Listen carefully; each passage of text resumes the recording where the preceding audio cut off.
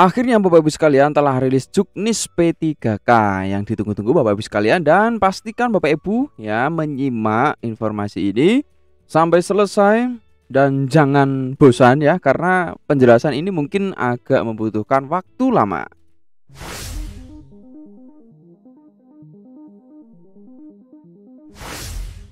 Assalamualaikum warahmatullahi wabarakatuh. Berjumpa lagi dengan Skullpedia, Bapak dan Ibu sekalian yang kami hormati, calon peserta P3K tentunya ya.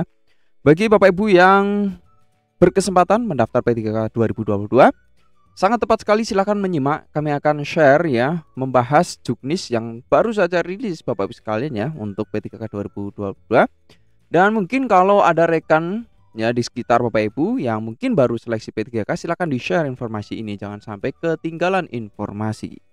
Baik, langsung aja Bapak Ibu sekalian ya, terkait dengan Juknis P3K. Sebelumnya juga kita telah tahu bahwa pada beberapa saat lalu sudah rilis ya Permenpan nomor 20 tahun 2022. Ya, di sini sudah mengatur beberapa hal ya yang juga sangat penting Bapak Ibu sekalian ya.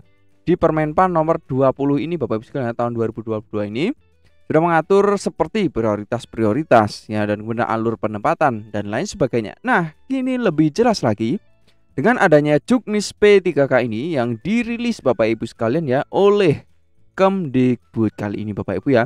Ini Keputusan Pendidikan Menteri Pendidikan ya, Riset dan Teknologi Republik Indonesia nomor 349 ini ya. Nah, dan ini baru saja dirilis ya Bapak Ibu sekalian. Bagi yang mungkin penasaran ya, tanggal 14 September ya baru saja Bapak Ibu. Oke, langsung saja kita menuju ke poin penting ya. Latar belakang saya kira tidak perlu Bapak Ibu sekalian ya, daripada nanti Bapak Ibu nggak asik ya nonton latar belakang ya. Pengertian ya tidak perlu, skip ya. Berikutnya, nah, pelamar prioritas. Nah, pelamar prioritas ini tentu Bapak Ibu sekalian ya sudah tidak asing lagi, ada pelamar prioritas 1 ya. Pelamar prioritas 1 ini ada 4 bagian. Pertama, honor K2 yang passing grade yang memenuhi nilai ambang batas. Lalu non ASN atau Bapak Ibu guru honor di sekolah negeri ya, yang passing grade juga. Lalu lulusan PPG yang passing grade juga atau memenuhi nilai ambang batas. Kemudian guru swasta yang kemarin ikut seleksi dan passing grade ya. Ini adalah prioritas pertama Bapak Ibu sekalian ya, ini prioritas pertama. Lalu prioritas kedua ya adalah tenaga honor K2 yang tidak termasuk dalam kategori pelamar prioritas 1. Berarti yang ini jelas ya belum passing grade ya, belum ini Bapak Ibu ya. Nah, yang berikut pelamar prioritas 3 ini beruntung bagi Bapak dan Ibu sekalian yang sudah mengabdi ya 3 tahun di atau 6 semester di Dapodik ya. Jadi sekolah negeri tentunya ya. Guru non ASN yang tidak termasuk kategori pelamar ini berarti yang belum passing grade ya, pokoknya itu. Nah, pokoknya ini ya 3 tahun. Nah, Bapak Ibu masuk prioritas mana? Silahkan tinggalkan di kolom komentar terlebih dahulu. Jadi kita juga ingin mengetahuinya ya. Lalu pelamar umum. Nah, jangan khawatir Bapak Ibu ya. Pelamar umum ini pertama adalah lulusan PPG. Bapak Ibu kalau sudah lulus PPG ya, ini nanti bisa walaupun belum memiliki atau belum masuk Dapodik. Lalu pelamar yang terdaftar di Dapodik ya. Jadi ini termasuk Bapak Ibu guru yang honor ya, baru mungkin kurang dari 3 tahun. Jadi bisa, atau guru honor di sekolah swasta ya. Ini bisa Bapak Ibu ya. Jelas ya. Nah, persyaratan pelamarnya jelas ya. Usia paling rendah dan seterusnya. Nah, ini saya rasa tidak ini ya, tidak perlu kita perbincangkan ya. Nah, yang berikut bersedia ditempatkan di seluruh Indonesia. Selain itu harus memenuhi persyaratan umum. Pelamar yang berasal dari pelamar penyandang disabilitas harus memenuhi persyaratan. Nah, ini yang disabilitas ya, ada tambahan di sini ya, seperti melampirkan surat keterangan dokter, menyampaikan video singkat yang menunjukkan kegiatan sehari-hari pelamar dalam menjalankan tugas sebagai pendidik. Lalu kita menuju ke persiapan seleksi ya, pemetaan. Ini sudah sosialisasi, saat ini termasuk sosialisasi ya, termasuk di channel Skullpedia ini. Maka dari itu Bapak Ibu sekalian ya, jangan sampai lupa untuk pencet tombol subscribe-nya biar tidak ketinggalan kalau ada info-info terupdate dari kami tentunya ya. Oke, kita lanjut Bapak dan Ibu sekalian ya. penetapan kebutuhan formasi, pengumuman lowongan. Nah, pengumuman lowongan langsung di guru p3k.kemdikbud.go.id ya. Ini dan laman instansi daerah. Jadi ada 2 ya. Pertama di web ini guru P3K ini ya, dan web daerah. Nah, untuk web daerah ini belum tentu di setiap daerah ada Bapak Ibu ya. Kemudian akan membuat nama jabatan, lowongan, dan unit kerja, sertifikat pendidik, alamat, dan seterusnya persyaratan ya ini. Nah, panitia seleksi ada Panselnas, panitia seleksi P3K. Nah, ini panitia ya, ini bukan ranah kita ya. Nanti Bapak Ibu bisa diketahui atau mengetahui, nanti Bapak Ibu bisa mendapatkan file ini di deskripsi video, tenang saja ya. Nah, yang berikut, nah ini pelamaran, penting sekali Bapak Ibu ya. Pelamaran sebagaimana dimaksud bab 1 huruf C ini ya, melakukan pelamaran seleksi P3 calon ini di portal SSCASN ya, jangan lupa. Pelamar wajib memiliki alamat email ya, seperti biasa kemarin ya. Kalau Bapak Ibu sekalian sudah memiliki akun kemarin, tentu tinggal pakai lagi. Pelamar yang telah memiliki akun dapat melakukan pengkinian update. Jadi yang Bapak Ibu sudah melamar kemarin, prioritas tahap 1 ya, tahap 1 dan 2 yang sudah mendaftar kemarin itu sudah punya akun ya. Jadi tinggal update saja begitu ya. Kalau yang sama sekali belum mendaftar ya, itu baru mendaftar ya di nomor 1 ini begitu Bapak Ibu ya. Lalu bagi pelamar yang belum memiliki akun, wajib membuat akun secara daring terlebih dahulu menggunakan nick ya. Daftar dulu di SSCASN ya. Nanti kita atau cek di channel ini, sepertinya kami sudah pernah update ya. Lalu pelamar mengunggah KTP dan sebagainya.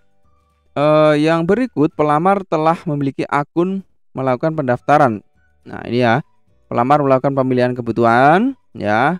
Nah, pelamar prioritas wajib mendaftar pada sekolah tempat bertugas ya, sepanjang tersedia kebutuhan. Kalau di sekolah yang ada, wajib mendaftar di sekolah masing-masing ya. Kalau misalnya tidak tersedia ya Bapak Ibu sekalian, maka dapat mendaftar ke sekolah lain yang masih tersedia kebutuhannya ya, begitu. Ini jelas. Lalu pelamar memilih ke jabatan pada portal ya, seperti biasa mengisi data, mengunggah dokumen ya, dokumen KTP, pas foto, ijazah, transkrip, serdik ya bagi yang memiliki. Nah, untuk disabilitas ini surat keterangan dan video. Nah, prinsip seleksi tentu ya seperti biasa ya, kompetitif dan lain sebagainya. Ketentuan seleksi, pelamar prioritas 1 menggunakan kelulusan hasil seleksi tahun 2021 dan langsung ditempatkan ya. Prioritas 1 jelas ini Bapak sekalian ya. Jadi langsung ya, ini langsung baca baik-baik, cermati baik-baik ini ya. Jadi tanpa tes ya, tidak perlu tes lagi Bapak Ibu ya. Ini apabila masih tersedia kuota ya, maka selanjutnya dilaksanakan seleksi kompetensi penilaian sesuai dengan bagi prioritas 2. Nah, untuk prioritas 2 berarti seleksi kompetensi ya, melalui penilaian kesesuaian ya, ini yang bisa ditanyakan. Nah, bagi prioritas 2 dan prioritas 3. Jadi seleksi kompetensi ya Bapak Ibu ya, bukan CAT seperti kemarin. Seleksi kompetensi ini juga dapat diikuti oleh pelamar prioritas 1 yang berasal dari honor K2 dan guru non ASN yang belum ditempatkan di tempat tugasnya dan di sekolah lain. Ini juga bisa Bapak Ibu ya. Jadi kalau misalkan ada prioritas 1 ya, prioritas 1 ini kan harusnya langsung ditempatkan Bapak Ibu ya. Tetapi ini belum ditempatkan, maka nanti bisa ikut seleksi yang kedua ini dengan seleksi kompetensi ya, kompetensi Bapak Ibu ya. Ini ya. Nah, begitu ya. Jadi jangan khawatir kalau Bapak Ibu prioritas 1, nanti misalnya ada formasi masih berpeluang ya. Apabila masih tersedia kuota penetapan kebutuhan ya setelah kompetensi, maka selanjutnya dilaksanakan CAT ini bagi pelamar umum. Jadi pelamar umum ini tetap ya CAT. Nah, seleksi kompetensi ini juga dapat diikuti oleh pelamar prioritas 1 yang berasal dari lulusan PPG ya, dan guru swasta yang belum ditempatkan di setempat tugasnya dan sekolah lain ya. Nah, jadi Bapak Ibu misalkan lu sudah P1 tapi belum penempatan, bisa ikut CAT lagi ya, begitu Bapak Ibu ya.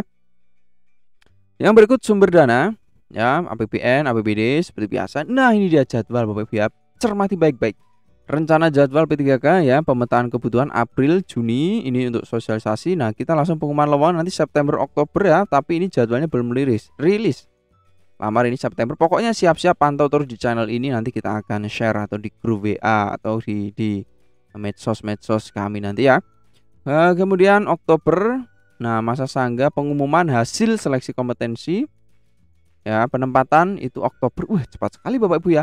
Oktober ini Bapak Ibu ya. Jadi sebentar lagi ya. Oktober ini Bapak Ibu ya, penempatan ya. Jadi 1 bulan lagi Bapak Ibu ya, mudah-mudahan langsung ditempatkan. Amin ya. Protokol kesehatan dan seterusnya. Seleksi administrasi, saya rasa ini tidak ini ya Bapak Ibu ya. Hasil seleksi administrasi nanti di web guru P3K ya, masa sanggah dan berikutnya pelaksanaan seleksi kompetensi. Nah, ini seleksi kompetensi juga perlu kita bahas ini. Jadi seperti tadi ya, Bapak Ibu yang pelamar prioritas kedua dan 3 ya mengikuti seleksi kompetensi ini ya. Nah, seleksi kompetensi ini ya menggunakan hasil seleksi tahun yang kemarin langsung ditempatkan ya. Nah, ini penempatan. Nah, untuk seleksi kompetensi sebelum ke seleksi kompetensi, ini penempatan ya. Data pelamar prioritas 1. Nah, ini ya. Kemudian data pokoknya kalau ini ya, penempatan bagi pelamar prioritas 1 dilakukan berdasarkan urutan honor K2, non ASN atau guru di sekolah negeri ya, lalu PPG, lulusan PPG dan guru swasta. Ya, jadi ini urut ke bawah begini ya.